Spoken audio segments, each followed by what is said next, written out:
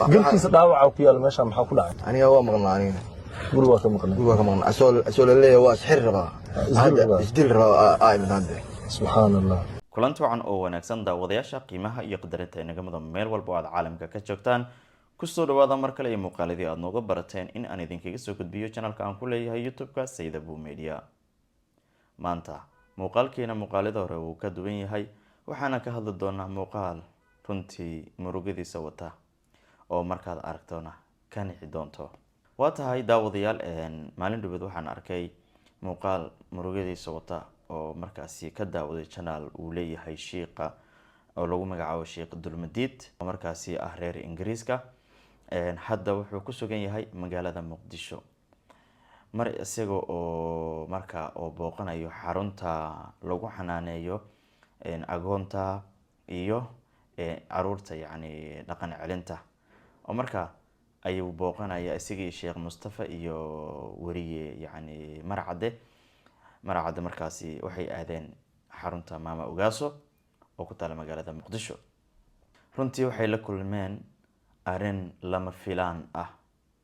waxay ku arkeen halkaas wiil iyo aabihii iyo hooyadiisa oo markaasi tug saaran, wiilkii oo katiinad ku xirxiran. marka ayagu waxay diyaarinayeen muuqaal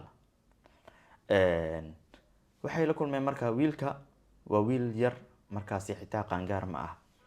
yaan war idinkugu daalinine muuqaalkan aan isla daawano insha Allah. soo dhawaada.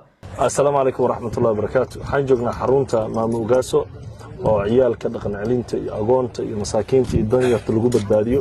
ilaahay khayr si maamada aniga iyo Sheekh Maxamed Dulmadiid iyo ustaad Marcade halkan inaa ilmihi soo aragnay xaaladda inoo keentay, laakiin arrin cajiib aan la kulanay oo lama filaana. maamada isla markii qoysa u yimid oo iyada weydiisanaa inay ka caawiyaan xaalad haysato. aabihiina la joogo magaca nadar maxamed ibraahim cabdi. meeshaan aan kugu aragnay xaruntaana imaaday. maxaa u imaaday bal nooga warbixin. cunugan in la xanaanayaan rabo oo wuxuu ga noqday cabtooga noqday xashi cabo noqday kini cabo noqday wixii darooga dhaafi maayo wax darooga ma kama tago adar haween subhanallah. runtii canuga yar ah ujeedaan waxa ka oohiyey wax yar ma aha, wallahi wax yar ma ah.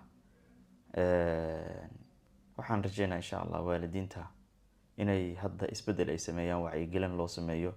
caruurta Soomaaliya joogaan aad bay u dhiban yihiin, ma fahanteen. marka wallahi markaan daawada muuqaalkan aadaan ugu murugooday oo runtii wuu i taabtay muuqaalkan. bal aan isla daawano. وعاونا واحنا اركيسيت هلا يا هوين محير صبر هاي aniga meeshaan waxa قلت داوع ku yaal meesha maxaa ku dhacay aniga waa maqnaa aniga guriga ka maqnaa asoo leeyahay waa sixir rabaa isdil rabaa ay midande subhanallah subhanallah. sida ku arki kartaa muuqaalka canuga halkaan waxa ugu yaala calaamad xarga ah. marka Sheekh Mustafa weydiinayo wuxuu leeyahay uu isdildil rabay Allah. bal heerkaas canugu maxaa ku kalifay? maxaa ku kalif karaa canug yar oo 14 sano jir ah inuu isdilo? sidee ugu dhiiran karaa? wax yar ma ah.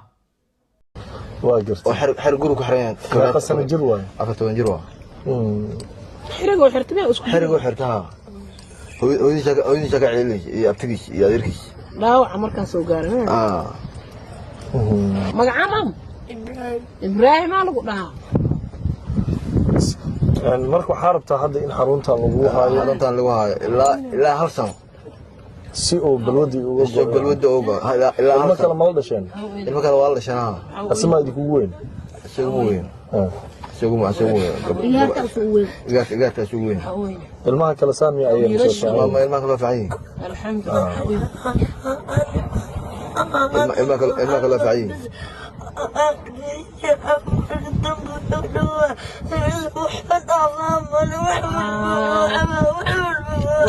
هاوين ازدجي قول في عناتي والله إلهي هو قرقارو ilmaha yar ma fahantan. wallahi waa halis way ku sugan yihiin ilmahina. marka waxaan rajeynaynaa insha Allah inay isbedel la yimaadaan waalidiinta. وأنا أدري مركز عقله وازدلال ده هيكنا ويصدورنا ما أجعلات وإزلا إنا ده مامو أنا دوقا من ربين أقول الله هذا بشاية حينات مركز بأنا ليش مركز إلهي كان بأنا ليش أنا وحسمين علي قرا bal ilaahay idinkugu dhaarshay fiiri canugan waxyaabaha isku dilara waxa waaye cabtooyaa tahay aa la dhahaa kanaa tahay qofka bini aadanka laguma dhaawac mogtaa waxyaabaha oo mataqaana hadduu yahay xitaa yacni heer wuxuu isgaarsiiyey xitaa inuu isdilo xarag isku dilo qof maanta ilmo yar si ugu dhiiran kara inuu isdilo marka isaga wuxuu leeyahay balwad ma isticmaalin jirin kuwa xaafadeena oo dariska ah ayaa balwad isticmaalaan marka maalin unbaa waa isticmaala yidhi عبدين عبتويا جوغان ميلو يالاني مش عقال أنا وقت وعوان مؤذن يعني دلدان إنا اسكو دشا أولا تميا ما يرقص كافر حريفة ما شاء الله أيوه حرقا ولا غافورة غرطة أدينا إنا دعيس تدوايا wuxuu wataa canuga dhalo wataa dhalada wuxuu wataa wax kalmahan inuu xaraga iskaga furo maamada maasha allah maamo aada u naxariis badan maama ogaaso ilaahay subxaana watacaala dembigeeda ha dhaafo ilaahayna waxaa ugu baryaa kuwa ayada oo kale ah inuu ilaahayna wadankeena kusoo kordhiyo oo badiyo insha allah ayna ayadana ajar iyo xasanaad aan lasoo koob karin ilaaha siiyo aada bay u mahadsan yihiin sheekh dulmadiid marcade iyo sheekh mustafa ayagana muuqaalkan ay soo gudbiyeen laakiin waxaan ka codsan lahaa in ay muuqaalkan si gaar ay ugu soo hadlaan muuqaal kale ay soo duubaan insha allah إيه دمان صبحي صبحي ما شاء انت ايماني سديدن تاميام إلا إن بان ديدا هو يري اوكي ميا waxaan ma cali jirin مستوى فين كلام تاميام معنا انت لكن ويل وهذا يعني وحاجي وقت بدن ما شاء الله انتو عبيتان كيف كيف سبب ما هم صدق أنا عرّي أسكره جوكت ماشان لأن يرى واحد جوكت أول ترين هذا isku dayo maxay ahayd inuu baxsado waa la soo qaban haddii aad nala joogtay ilaa dhamaadka muuqaalka aad iyo aad ayaad u mahadsan tahay fadlan channelka subscribe dheh like saar asxaabtaadana la wadaag wixii fikir ahna commentiga inoogu reeb inta aan muuqaalkiisa dib ugu kulmi doono waxaan idinkaga tagayaa sidaas iyo nabadgelyo assalaamu calaykum waraxmatullaahi wabarakaatuh